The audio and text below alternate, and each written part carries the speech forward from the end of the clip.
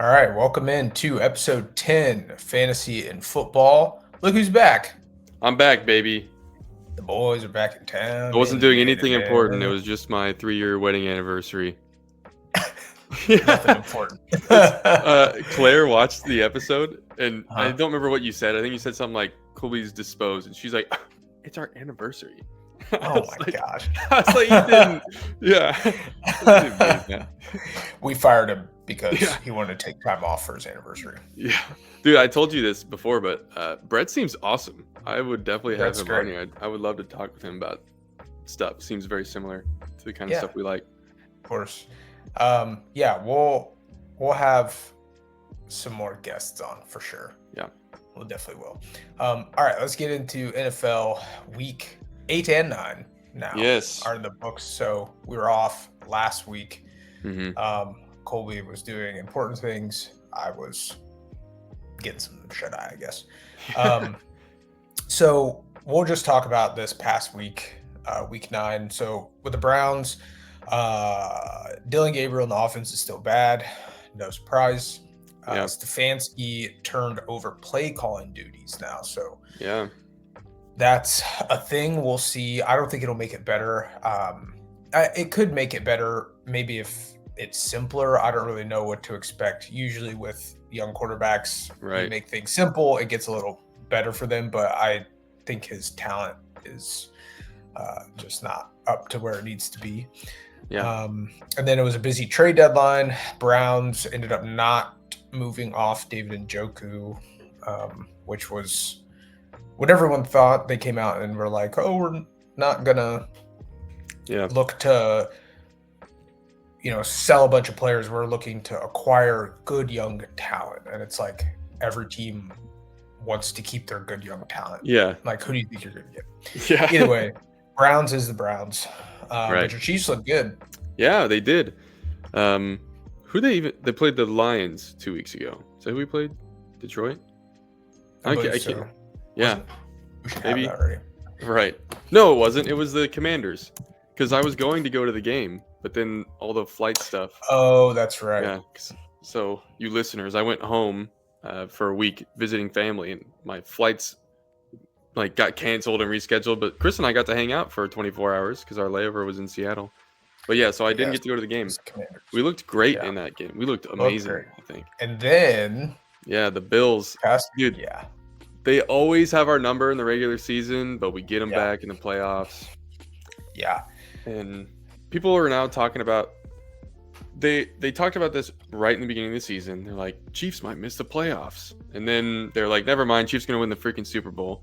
Yeah. And now they're like, Chiefs might miss the playoffs. And then they lose to the Bills, and they're like, oh, no. Yeah. This is it. Yeah, dude, it's rinse and repeat. This is the Bills Super Bowl ever since the 13-second game. The most important game on their schedule is to beat the Chiefs in November. They do, and they have whatever the last 3 or 4 years. Yeah, I think it's 4 now.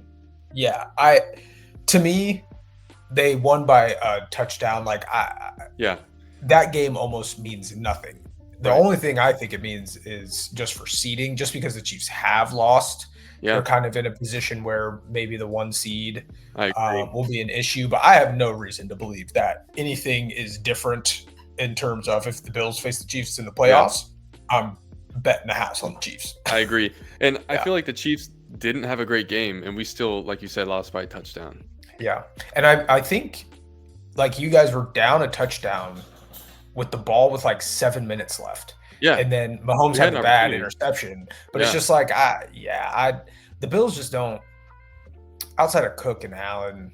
Yeah. And really, because Josh isn't doing a ton with his legs. Yeah. They just don't have any receivers. It's just tough. Yeah. I agree. All right. We'll move on to the fantasy football part of the show. And let me tell you right now, people, this isn't good for old CB. Yeah, you're going through it. Guys, every other day I get a text from Chris. He's like, I fucking hate this. We can name every episode Fantasy Football Sucks. Yeah. That's just the reality. For real. All right, so segment GM of the Year. This is a segment where we state players that we played in any of our lineups that far outperformed their projections, thus making our case for GM of the Year. Colby usually goes first. I'm going to go first. No, all my teams suck. Colby? Very good. Honestly, I don't have anything either. I've had some injuries and like I'm kind of struggling in my leagues as well. Like I need to pick up some guys off the waiver wires, or I'm not even gonna have a full lineup this week in 2 of my leagues. Jeez. And like Drake London You can have played some amazing. Great. Yeah, which one do you want? Can I have the empty slots? Oh, yeah. Yeah. Those guys would be good. I'll take Gibbs. Actually, he didn't even do well that week. But yeah. Yeah, no, I didn't make any strategic moves. Actually, 2 weeks ago I played Ferguson instead of playing I think it was McConkey, and Ferguson had 0. So I was like, ooh. That's tough. Not good. That's tough. All right. That was freaking segment GM of the Year. All right, moving on to win, lose, or Bush League. This is a segment where we state whether we won, we lost, or we lost but should have won. In other words, it's Bush League. Colby? Yeah. Yep. So in our league, you and I played each other, son. Guess what happened, everybody? Your boy, I handed your boy an L. So here's what I want to talk about, because I went back to look at the score. Your quarterback slot and running back slot were empty. Yep. Why? Yeah. Your bench has 2 empty slots too. I figured that you would want to talk about that. Yeah, what's going? Josh Allen was on your bench. What happened? Yeah, I'll tell you what happened. You ever think back to did you play basketball? Oh yeah, all the way through high school. All the way through high school, right? So I know my basketball coach would do this. Let's say you're in and you're just making mistakes. You guys are turning the ball over. Did you bench yourself? The whole starting 5, no one's playing well. The other team comes out just blitzing you. What do? They do the sweeping 5-man substitution. Yes. Put the JV now, in fantasy football. Live. Exactly. Now in fantasy football, unfortunately, you can't bench players once they've already started playing.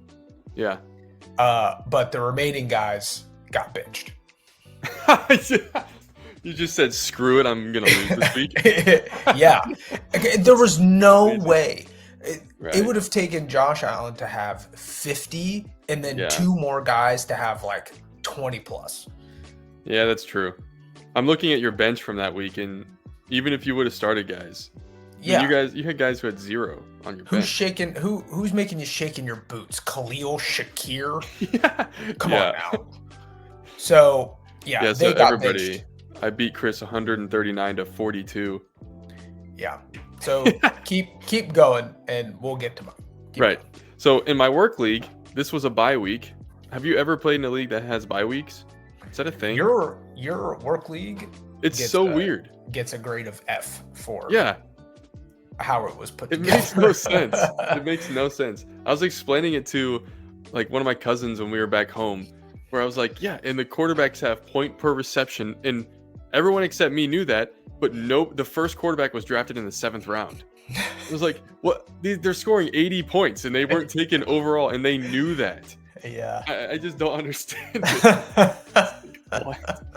Yeah. So I had a bye week, and then in my friend league, the one I really care about, I barely won. I won by 6 points. So dang, that's I'm 5-3, or I think something like that. I'm doing all right. Yeah. All right. So in our league, obviously, I lost. Yeah.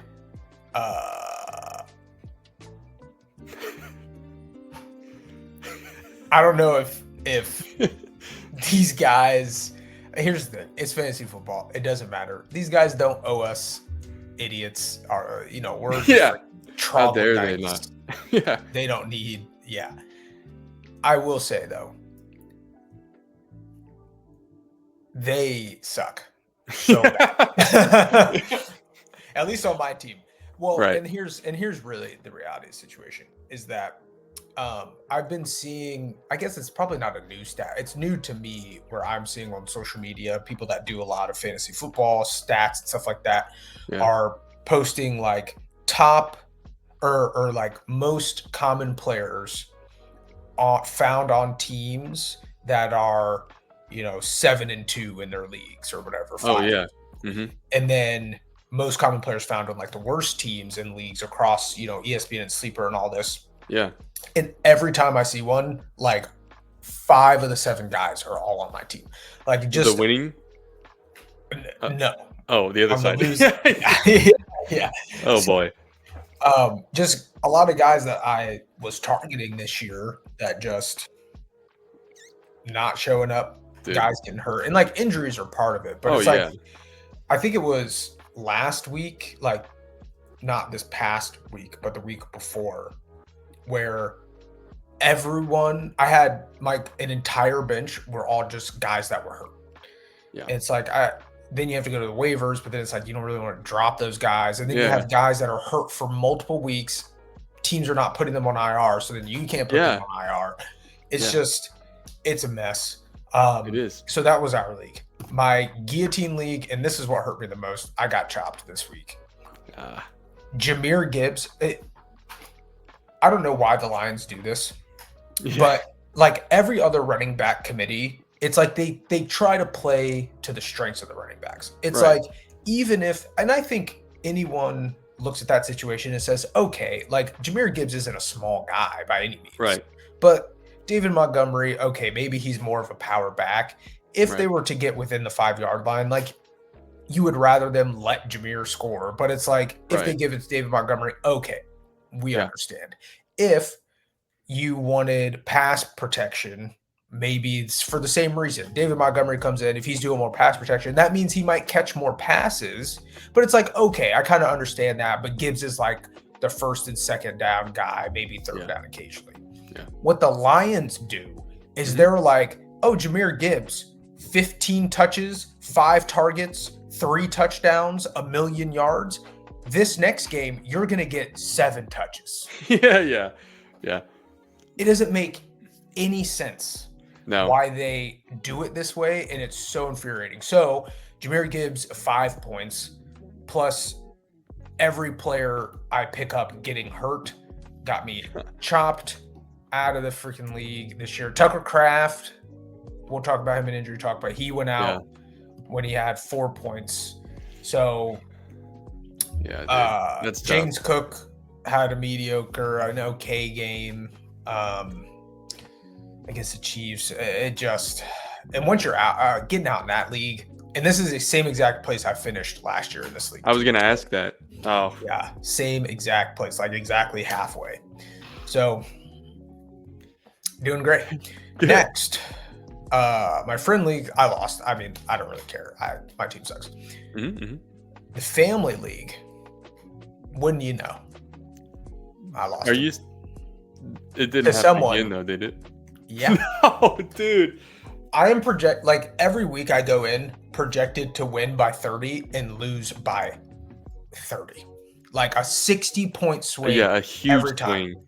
This time to one of my cousins who, like, her team is good, but it's like, again, the whole thing where even losing to you, like you had 139 point something, but it's like, I can't stop playing people scoring 140 plus. Right. Yes. Yeah. And oh, Christopher, you're going through it, man. So at this point, I have a question. Yeah. Is it Bush League if it happens over and over and over and over again? I'm going to say yes.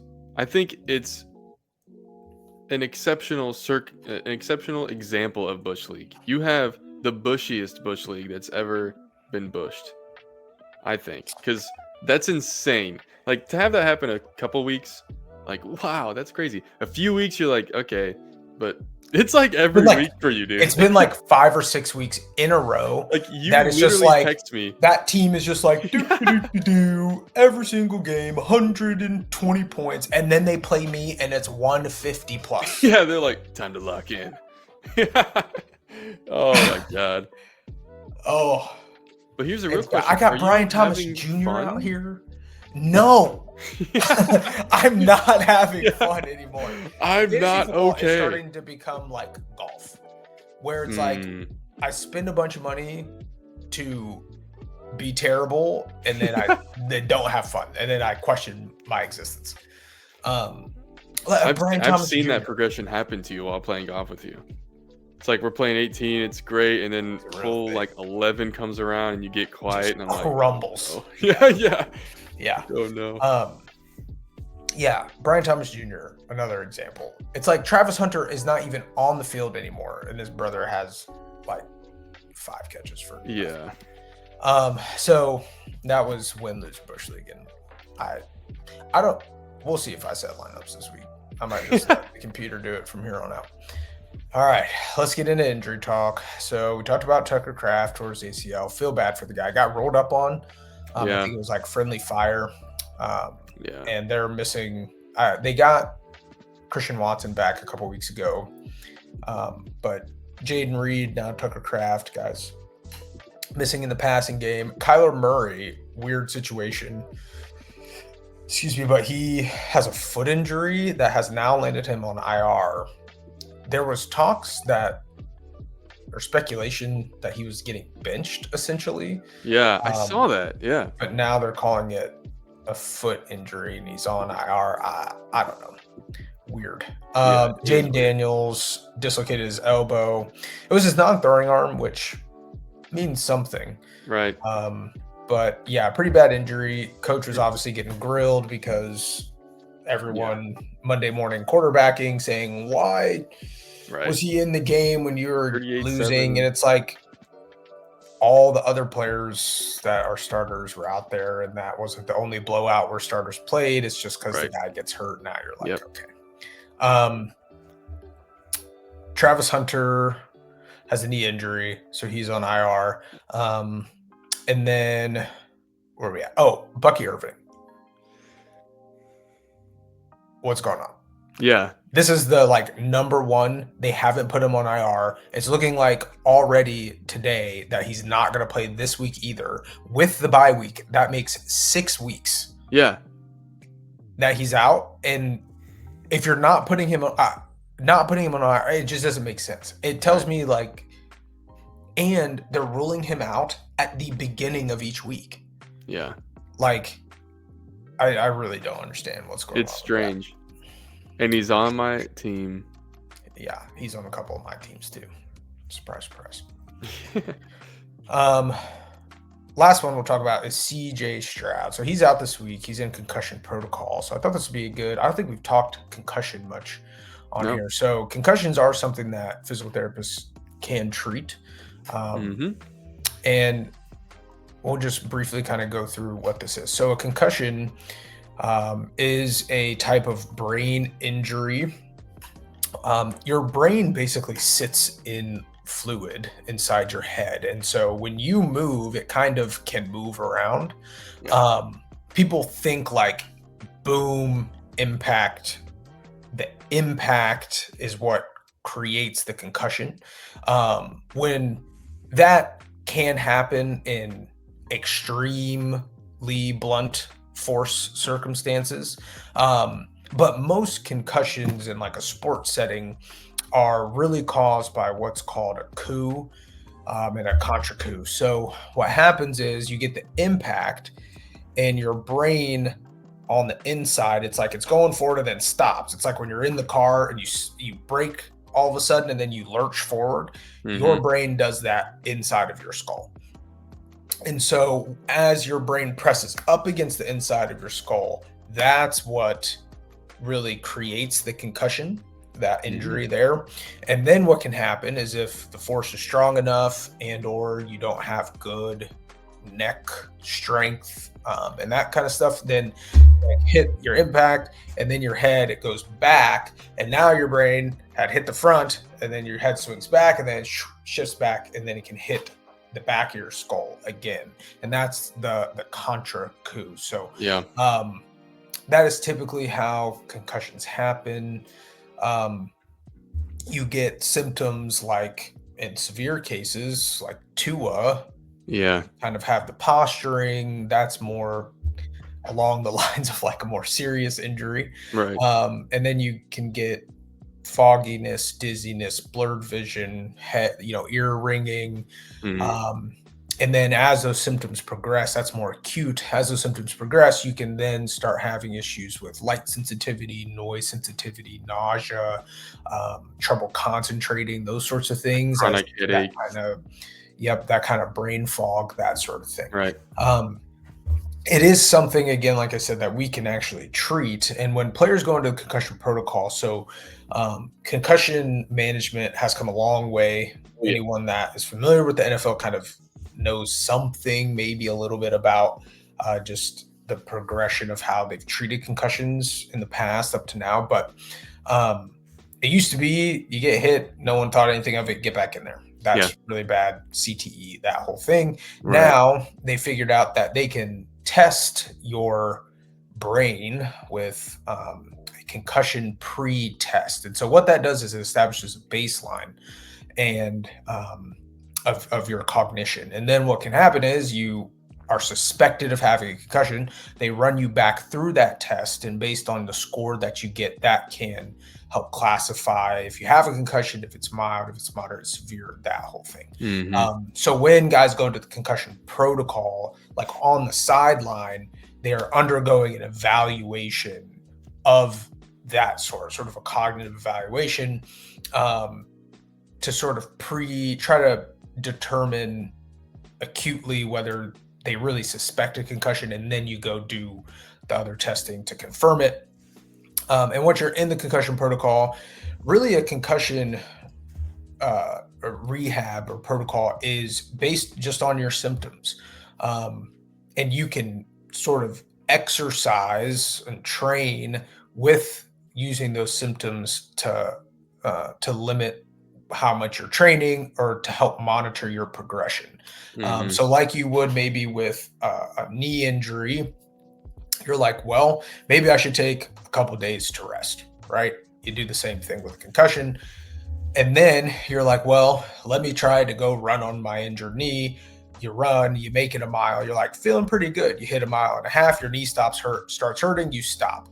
Well, you've now just seen that, okay, I can run that 1.5 miles before my knee hurts. The next day you can run 2. The next day you can run 2.5. So with concussions, you're kind of doing the same thing. You're elevating the heart rate. You're getting them doing some kind of training, but Mhm. instead of usually pain, unless it's a headache, that could be one of the symptoms. Yeah. You're looking at all those things: light sensitivity, nausea, noise sensitivity, all those things, and you're monitoring their heart rate, and you're seeing where they're getting once they start having those symptoms. Yeah. Wait for those symptoms to calm down, and then each day you're pushing it and pushing it, pushing it up to that point, Right. until you're not having symptoms anymore. You can go back to your full playing potential, and then now you're sort of cleared out of the concussion protocol, and you can go back to play. Yeah. Yeah. Did you ever have to take the concussion testing when you were playing sports? Yeah, in high school. I did too. Yeah, back in the day. So we didn't do that until I think maybe our junior year of high school. I don't even think I did it in high school. I did it for college. Okay. Baseball team. Yeah, with the baseball team. Was yours a computer test? Yeah. So was ours. Dude, I had teammates, classic. So I had some teammates that were like the stereotype bro. And Okay. they would like purposely, they're like, oh yeah, dude, I'm gonna flunk it. I'm like, why? Like, Like, well, would I get a if I concussion? flunk, yeah, they will be able to tell. I'm like, they're gonna be able to fucking tell, dude. Yeah. like- When you're like, Yeah. Oh shit. Yeah. What did I answer last time? yeah. Just it was so Yeah. dumb. No, what's going to happen is you're going to do that. You're going to not have a concussion, but Yeah. because you didn't do it seriously, you're going to get a different thing, and then Yeah. they're going to say They're you gonna be have like, a concussion. something's wrong. Yeah. You scored way Oh my better. gosh. Yeah. Yeah. Yeah. Jeez.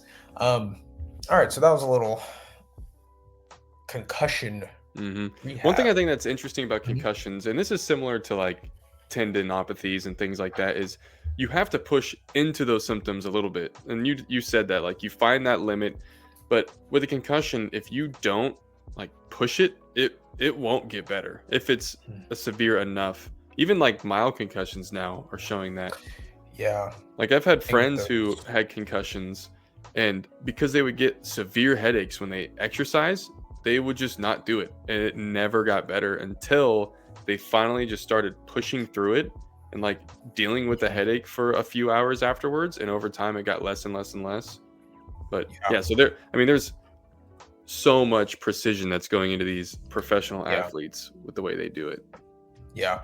Yeah. You can get that kind of chronic concussion Yeah, syndrome where those right. things linger and linger and linger. And Yeah, then, it's super sensitive. yeah, it can be bad. Yeah. All right. All That'll right. do it for injury talk. On to coordination quest. So for this week, we've got a double for you. So this will Yeah, be baby. week 8 first. So you see it up there. It says week 8. We'll do Yes. week 8, and then we'll do week 9. Why don't we do it this way? Colby, you do week 8, and I'll do week 9. All right, everybody. Week 8, King of the North, most fantasy points scored, Jonathan Taylor. He also was the Goblin King, which is the most touchdowns scored, Jonathan Taylor, which I think now firmly puts him in the lead for the Goblin King. I'm pretty sure. I believe so. Yeah, because that'll Yeah. make 3 times. Yeah. And then same thing 4 for times. Jamar Chase for 4 Hand of the King, most catches Mhm. week to week. He's crushing in that. The Shield of Rohan is the Buccaneers, which I think the Broncos have repeated once, but otherwise it's been like a different team every single week, Mhm. which I think is interesting. Mhm. The Lisan Al Gaib. Oh, come on now. That was pretty good. That was Yeah, pretty good. maybe. Yeah. We got Chris Boswell, Pittsburgh kicker, the best kicker for the week to week. The Reaper is James Cook. He went off that week. Mhm. Most rushing yards. And then the Creature Golem, our favorite. Tanner McKee, Philadelphia quarterback. I don't have the thing pulled up. What were his stats? So he recorded 3 rushes for -2 yards. Attaboy. Boy, damn. I didn't watch it. What, they like try to do a tush push or something with him? To failed? be honest, I have no idea. He probably came in and ran like a wildcat type. That made me think, Or if you something come maybe. in and all you're gonna do is kneel the ball like at the end of the game, is that a loss of a yard? Or maybe it was. Maybe. Yeah, you do lose yards for kneel Wow. downs. Nice. Which is why Well, hey, in fantasy football, this has never happened to me. And I've Yeah. actually never seen it happen in any league that I've ever been in. But people out there will lose oh, because of a that? week because of kneel Oh downs. man, like a Mhm. 0.1 loss. Yeah. That's crazy. All right, well, that was week 8, everybody. Moving on. All to week right. 9. Moving on to week 9. All right. So, King of the North, most points goes to Brock Bowers. He went I feel like that's bananas. unique. Not usually tight ends on that. Not usually, but not surprising now that he's back healthy and they Yeah. have no one else. He's an absolute monster. Yes. So then the Goblin King, most touchdowns, non-QB. We'll go to Drake London and Brock Bowers again.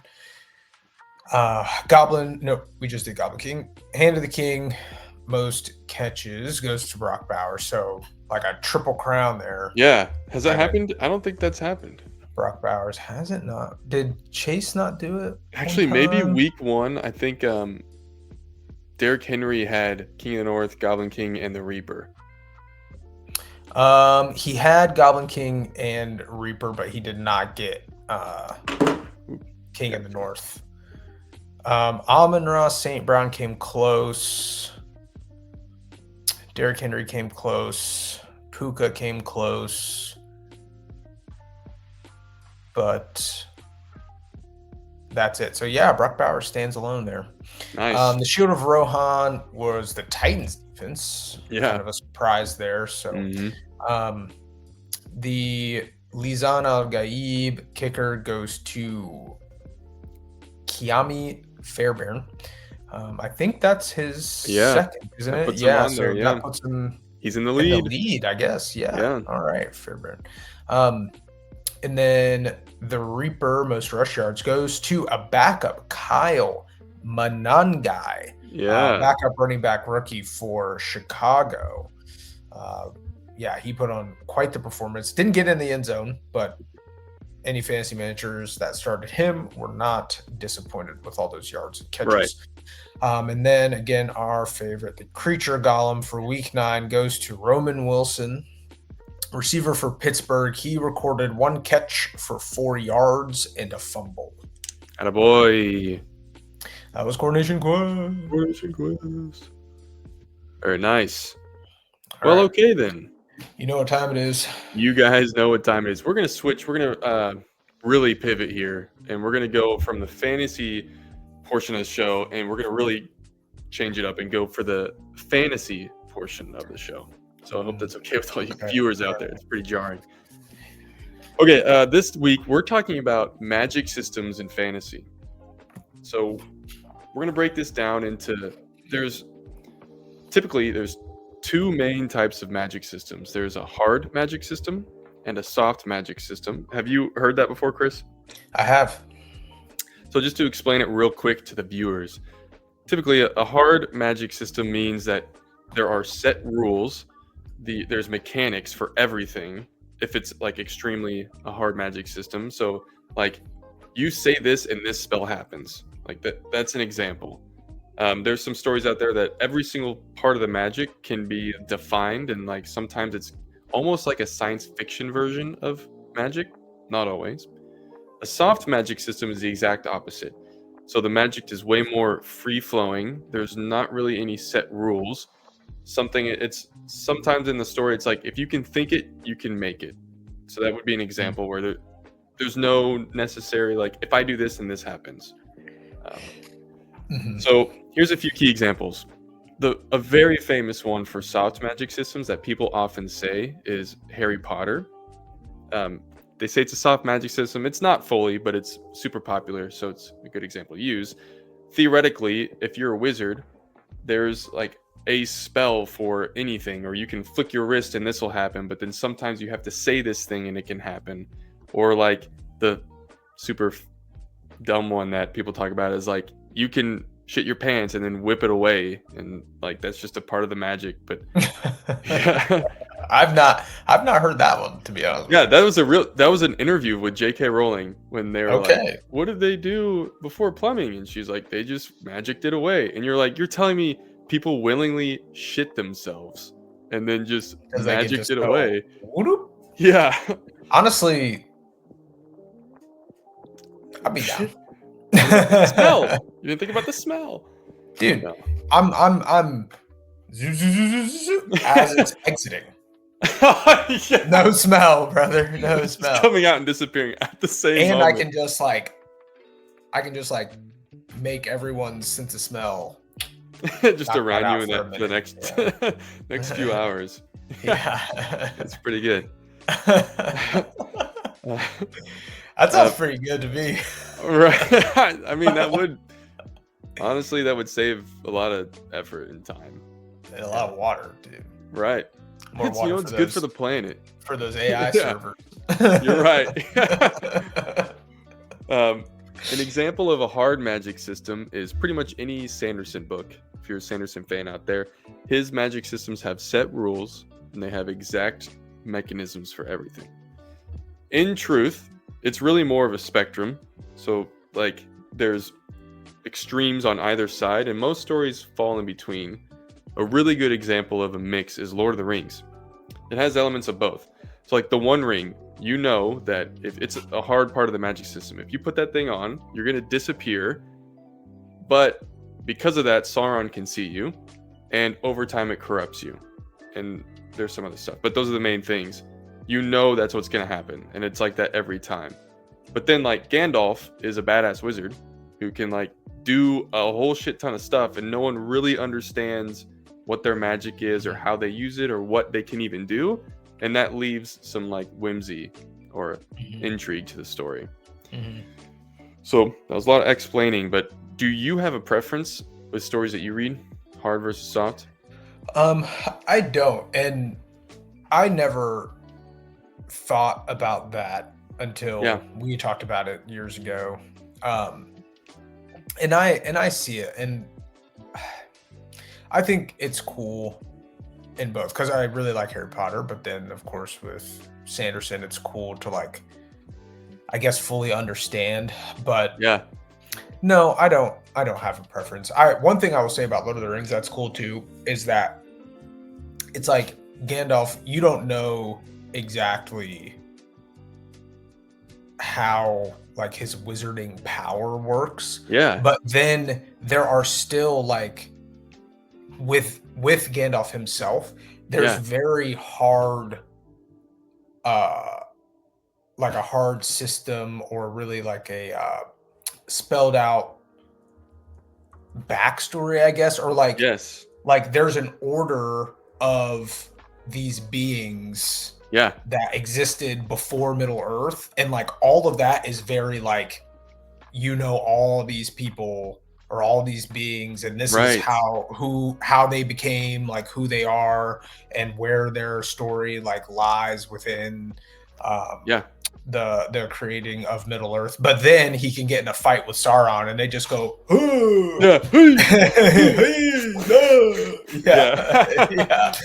Yeah. Dude, So I think that's kind of tangent. cool. I have to say this. When you've sent me the things where it's like when he meets him and they do the memes where it's like he like looks and the door shuts and then he looks and then the other door shuts and then it's like a 5-minute compilation where he's just like Yeah. it's just like there's like 500 doors. It's just like, Yeah. it's so dumb, but I laugh so hard every It's so time I good. see it.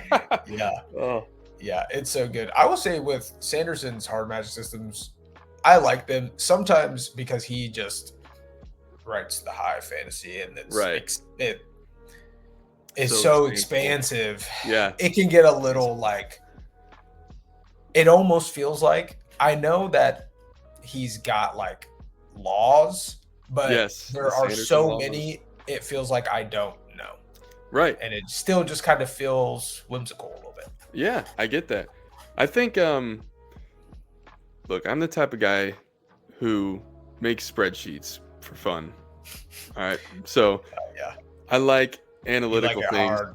I like hard magic systems. Yeah, you like it What I hard. really like about them though is I feel like anytime there's a hard magic system, this isn't true, but in a lot of stories, what I like is when there is a hard magic system, but as the reader, you are learning or like trying to learn or discover, and that's part of the mystery of the story. Mm, So you like get another piece and you're like, ooh, that's how that works. That mm, is gonna help me figure out like the twist or whatever.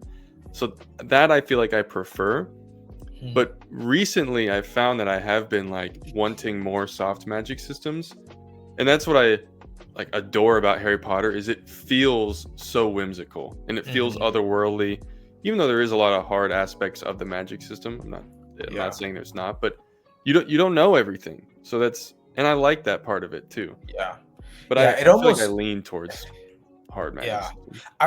What I think about with Harry Potter is, because I know people make the argument like you can do anything. And it's like, well, because there is no official answer to it, you still can't say actually that, well, you can Yeah, do anything. It's exactly. like maybe you can, or maybe there are rules you just don't know. Yeah.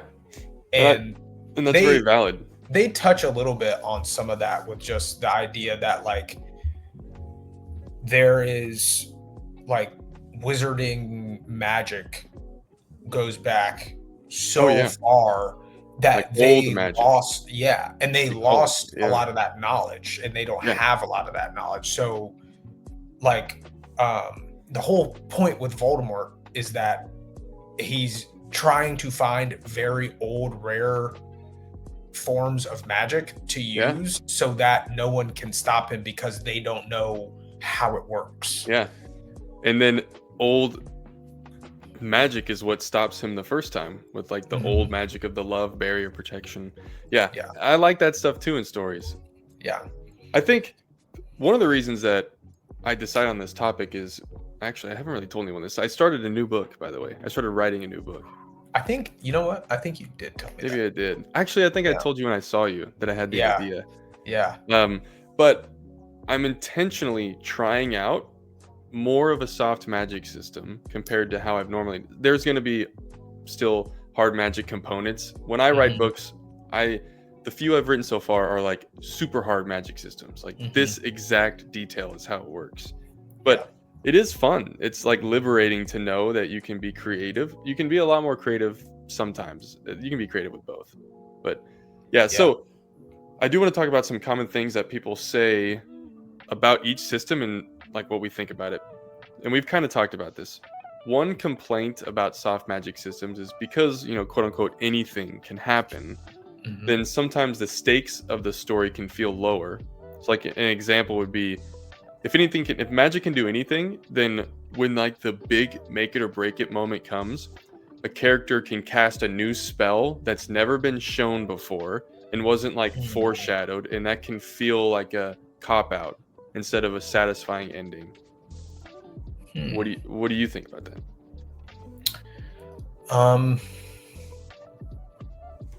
I think it can be. It depends on what the author's goal is. So just because we use this example a million times, we'll go back to Harry Potter. Like, she writes it so that they figure out the old magic that Voldemort uses with the Horcruxes, and then it's about finding out then what its weakness is and how to defeat him. Yes. And then the whole because they figured that out in book 5 or 6. I think it's 5 is when they start hunting. Well, no, it's 6. It is 6. It's 6 that they actually figure out, right? Yeah, the Horcruxes with the Horcruxes, because Dumbledore is got the gears turning. But from that point on, right, they're like, okay, we figured out he's got these Horcruxes. He has probably this many. This is what we're looking for. This is how we defeat it. And then in the end, Harry, the whole thing is that like he's a Horcrux, so he has to die. And then I guess to your point, it's the whole thing where it's like, oh well, he's got the Snitch actually has one of the Deathly Hallows Resurrection Stone, so then he can come back alive. But they kind of set the table for that earlier on. It's not like new information, so it is kind of like, okay, like Harry gets his way of being alive. I remember that there was a lot of speculation. I haven't ever since the speculation. I've never tried to find out what J.K. Rowling has said herself, but that she wrote it initially that Harry, like there was no resurrection stone or anything like that. Oh, wow. He was just that he was going to die. But then it's like, that's the sacrifice. It's like, he understands that in order for them, for like all of wizarding kind and humankind to be him, like he just has, he has to die. Yeah. And Voldemort has to kill him. So he very different story. If that would have been it. Very, very, very different. But I don't know. I guess I haven't experienced many examples of that happening. I think you made a really good point too when you said it's like the intention of the author or what their purpose was. And this is just turning into a Harry Potter podcast, but it is specifically with Harry Potter. It makes me so mad when people complain about like the magic system not having a ton of rules in the early books and blah blah blah. And I like those books were written, you're meant to feel like a kid. You're meant to feel whimsical and like escape to this magical world of wizards and witchcraft. And that's what she was trying to do. So she's not like, well, if you cast this spell, then actually you can't do this. And that, but that stuff develops through the books as the characters get older and they start to learn it. And like you said, all this Horcrux stuff starts coming in, and that is pretty hard magic system when it's like, well, there's 7 of them and you have to destroy them. His souls are split. This is how like you make them. Like all that, so I loved how she did that, and that was her intention. Another one with soft magic systems is there tend to be a lot of plot holes are very common, and it's usually from, and I think it's from a good place, but it's ultra fans of these stories when they analyze every detail And when you don't have hard rules, then you're like, well, this contradicts this, which contradicts this, which contradicts this. I'm like, yeah, dude. And so does real life. Like, Right. you could tell me your life story and I'd be like, I don't believe you because you did this thing 7 years ago. So you should have learned from that. You didn't get it right. Yeah, whatever. So that always bothers me. I would agree with that. Yeah, freaking Star Wars fans, dude. Oh, they're the worst. Yep. I love Star Wars, but not like that. Guess what? They actually don't love Star Wars either. Yeah. They hate Star Wars. They love so to hate Star much. Wars. They are, what is this saying? It's like they're the only fan base of something where like all the content, like literally all the lore, I guess not the lore, but like the content, the media, they hate all of it. Yeah. All the movies suck. All the Right. TV shows suck. It's like, they love the idea. then what do they you don't like? Yeah. Right. Yeah. It's like Star Wars could be so much better if it was not all like they did it. Right. It's And like there's usually like one thing they like of it, and they're like, if it was all like this, like Rogue One, all of it. It's like, all right. yeah. They're like, oh, here we go. They're showing us lightsabers. I'm like, yeah. That's what's so cool, dude. Yeah. Yeah. It's like, oh, really? You can spin your lightsaber around? Like, yeah. it's like, They get hung up on the the choreography. Yeah. I'm like, you kidding me, dude? When I'm 12 years old and they're doing flips, I'm like, hell yeah, I want to be a Jedi. Yeah. Like, come on. Absolutely. Can't just let it be. Yeah. Okay, so with hard magic systems, something that's often said is if it gets too structured, then it can take away from the magic of the story. Pun intended. But in other words, if everyone knows exactly how the magic works, then how will the author keep it interesting and not be too obvious what's going to happen? Or sometimes it just gets really convoluted and then overwhelming, which I do think happens with Sanderson sometimes. Yeah. I don't know if you feel this way. Oh, because you're in Words of Radiance, so you haven't even scratched the surface of the Stormlight archive. I have scratched the surface. I feel like I have because I got into part 3. Ooh. Okay. I'm cooking. I'm Nice. cooking right now. Yeah, I'm like a little over 40% through it. So we will talk about that later. Yeah. But with the Stormlight Archive, there's so much in even like the following books that you're gonna learn. I honest to God, I couldn't tell you 15% of the rules or all of the factions and all this stuff in the Stormlight Archive, but I don't get bogged down because that's not the type of reader I am. Like I like hard magic systems, but I don't care about like keeping that all straight. And then I have friends who like could recite the mantra of every single thing, and I'm like, dude, what? Yeah, they can speak this. Yeah. Do you have any favorite magic systems from stories that you've read over the years? I haven't even, I wrote this question. I haven't even thought about it. Really thought about it. Yeah,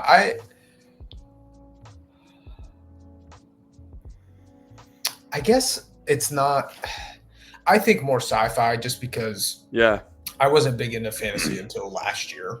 Right. And so, but my like sci-fi, mostly like movies and TV shows and things like that. But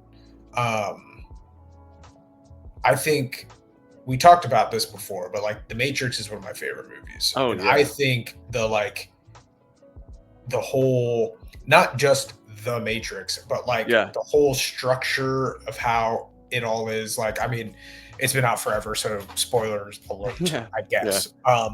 But this idea that like at first they're making you think that like this is the Matrix, these are the rules because it is a computer like software system basically, and like humans are consciously downloaded into it. Everything's ones and zeros, and like these are the laws.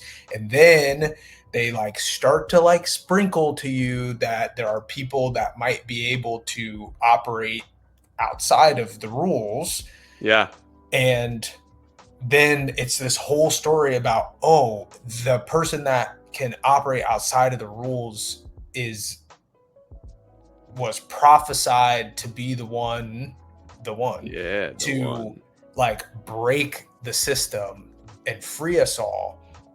And then you get like the ultra meta when it's like they get to the end and the machines are like, brother, you're like the millionth iteration of Yes. yourself. Like they're running like like an antivirus software, or like with coding, it's like you only find a problem if you run it. And then like Yes. you find the problem, and then that's what they're doing. And then the meta is like they just do that over and over and over and over and over Yeah. again. Like Oh, they yeah. let a certain amount of humans survive underground so that they can perpetuate that, so that they basically weed themselves out for the machines. Yeah. And so I think that whole system, the way they set it up, because they make you so hopeful till the literal like bitter know. end of I the know. trilogy. It's so good Yeah, though. Yeah. it is good. Yeah. It's very good. That is up there for me too. I'm like trying to think about what mine is. It's probably something Sanderson. I'm like, let me get my Goodreads out and go through everything I've read. I'm not gonna just sit here and scroll though. There you go. Have you read Warbreaker? Yeah. That was a monumental book in my life. I loved the color, like the color of aspect of that. Oh yeah. Was I just loved That it was how unique. like That was it was unique, and like reading that was fun too because it felt like that. When I think about books, it's kind of weird. I never thought about this, but like I think about a book and I there's a feeling attached to it, and then like there's a sentiment, and sometimes there's like a vibe, and that vibe can have a color. And when I think of not Stormlight, when I think of Warbreaker, it's like a bright chromatic, like rainbow almost kind of thing. I just like that. I had a lot of fun reading that. That would probably be mine. Yeah. Warbreaker was It cool. is dope. Yeah, I think so. I'm looking through my other ones, and while you look through more of those, here's a fun thing. So yeah, probably my favorite book is the second Mistborn. Yes, but the Mistborn magic system, I think, is a little lame, to be honest with you. I actually, when I read the first one, I told Kelly, I was like, this is the I was like, the magic system is a bunch of like coins. Yeah. Right. And like pushing metals. They're like drinking metal. Yeah. And then it's like you gotta push and pull, and you do all this stuff to the metal. Right. And I legitimately was just like, this is kind of stupid. I get what he's trying to do, right? And it I makes think it sense, is, but right. It's just like it feels like it's what almost like a kid would. How far their imagination could go. Right. I can see that. What I think it fit the world he was creating, like this dystopia, where it's like this horrible dark world. It's like, yeah, you drink literal metal and you can use it. But I agree. I think it's like it is very hard magic system, and it is rudimentary. But I will say this: you have not read Era 2. True. That's all I'll say. Yeah. And I mean, I read Secret History, and that definitely gives you a little bit more for sure. But to me, I get what you're saying. The magic system in there was like he spun a wheel that had like a bunch of like right. Yeah. Like I could like totally the Jimmy Fallon thing where they're like, sing this song in this style, and he like did that as a challenge. So how can That's I a good make point. like metal cool? Yes. Like that. But again, I love the book. Right, and I think that goes to show that his purpose for those books, he's not like, hey, this book's about the magic system. It's like, it's about these characters, and I'm going to give you a magic system that's easy to digest because it's not super complicated. Like, you push and you pull, and you do that for emotions, you do that for metal. Yeah. I just actually thought about this. This is a very stereotypical magic system in fantasy, but Avatar: The Last Airbender, I fucking love elemental magic systems, and that show is one of my favorite shows of all time. So I think that's probably my favorite Magic system. And the idea of an avatar where they can like use all of it, that's something Mhm. I love. That's something I write into my books where it's like they can just fucking do it all. They're the Yeah. best. And it's Yeah. always fun to watch.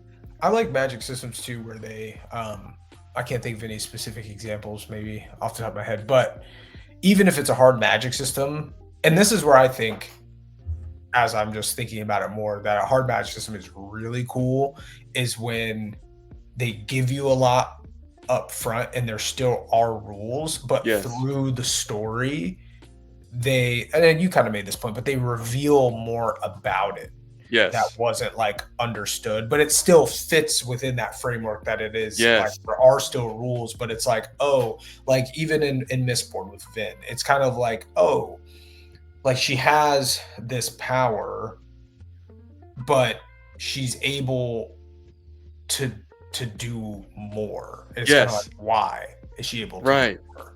I love that too. Because it's a I little think that's mysterious. kind of cool. Yeah. And it's like, oh, you thought this was it? It's actually way cooler. And you're like, Yeah. sweet. Yeah. Yeah. Yeah. Or there's like uh some sort of like other like parallel system, which again, Mistborn, perfect example, where it's like, oh, here's these rules about this. Here's all these other characters like the Colossus and like all these Yeah. things, the Totally. what are they called? The Inquisitors. And it's Yes. All like, the Inquisitors. okay, you know that it's like related to it somehow, but it Right. still like doesn't make sense. You And got the then once Furrow you Timmy. learn Yeah. how, yeah, like how all of those characters work, and you're like, oh, it's like part of the same Yes. world, like magic, but it Right. was like just completely not known or like Yes. understood at all. Right. And That was it develops even more in Era 2. yeah. Yeah. Um, okay. Let me think about, because I don't know. So here's something that I don't know if I've just picked up on this, if it's even real, or if this is something my brain is thinking just because of the books I'm reading. But it feels to me like, there's fads in everything where popularity grows in one area and not in others. But I feel like for a while there, hard magic systems was getting super popular in fantasy. Mhm. And I don't know if that's because Sanderson was just exploding and people were emulating the guys who were like the ultra most bestsellers, or if that's just because I only read Sanderson for like 3 years straight. Do you feel like you've noticed like a trend away from soft to hard, or is that not what you've seen, or have you noticed anything? Hmm. That's a good question. I don't know. I guess it would depend on I haven't seen one, but I imagine it would just depend on more, not that it flows from like hard magic system to then like popularity, and more that Yeah, it's like popular and then it's a hard magic system, but that's not necessarily why it's more popular. Like yeah, Sanderson, I think just writes well, and he's created a huge universe, and yeah, so it became super popular, and it happens to be a hard magic system, whereas like right. Tolkien did the same thing, and Yes, it's a little bit more of like a soft system like we talked about. So I just think it's a matter of he's gaining popularity yeah, because he's putting out good content, right. and then it just happens to be that it's hard And I magic. wonder too, because I know that like this is how the publishing world works. It takes a while for a book to make it to a shelf. Mhm. But when you're like coming from me as an aspiring author, or someone who writes fantasy and science fiction, who wants to publish a book one day, Uh-huh. um, you see what's selling and you see what's like on the New York best time seller list, and you tried it on some level, whether you know it or not, you're writing similar things. So I feel Mhm. like when a Sanderson happens and they explode, then people are writing that for a long time, and then those are what publishers are accepting because they're like, well, this sells It's right now. popular, yeah. Yeah. Mhm.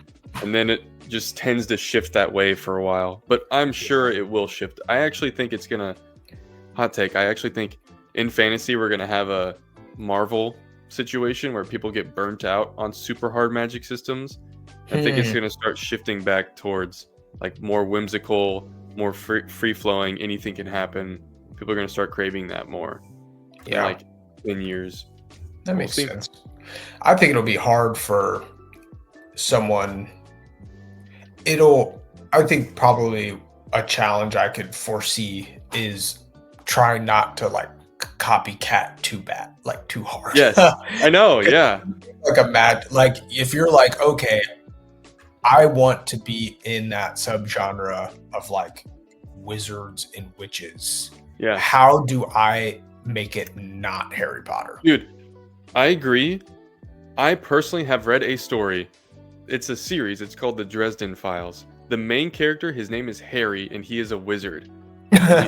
He lives in Chicago, and it is so far opposite of Harry Potter, and I love that about it. Mm-hmm. That he's Harry and he's a wizard, and he does wizard things, and he fights evil wizard paranormal stuff, but it is so far separated. So I think it's possible. I also think that's an interesting thing is like there's no such thing, I believe, as an original idea. I think everything is an amalgamation of all the things you've experienced. Yeah. But yeah, copycatting is definitely and I don't just mean like, because Kelly, my wife, she makes this. Oh, I know what you're about to say. She makes this assessment a lot where like, I'll be like, oh, I just read this book. You should read like Red Rising. Like, I'm like, well, you should read Red Rising. And she's like, what's it about? And then I'm like, I'm like, it's kind of a classic story of like class struggle, but like this guy is down here, he turns into this, he goes on this journey to break the system. Yeah. And she's just like, oh, so it's like that, it's basically this. Yeah. And I'm like, well, no. It has the same like very general plot structure. Yeah. But like for a reason, none of the rest of it is the same. Right. And she's like, oh no, but it's basically just that, right? Dude, that's something we could talk about entirely. Human beings, they relate things to what they already know. Yes. But dude, that irks me so much when people do that. They're like, oh, so I don't need to read that. I already read this. I'm like, it's so different. Yeah.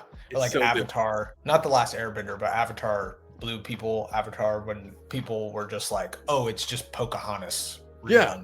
It's like, and I'm like similar story arc.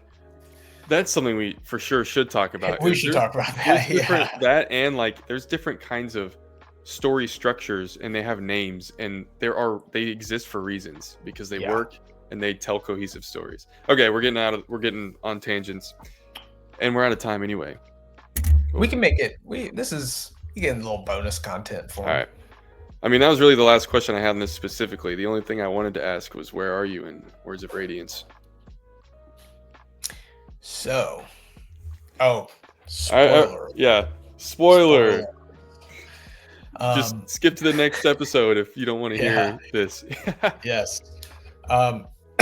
So, where am I at? So probably the most shocking thing happened. Okay. So far. Yeah.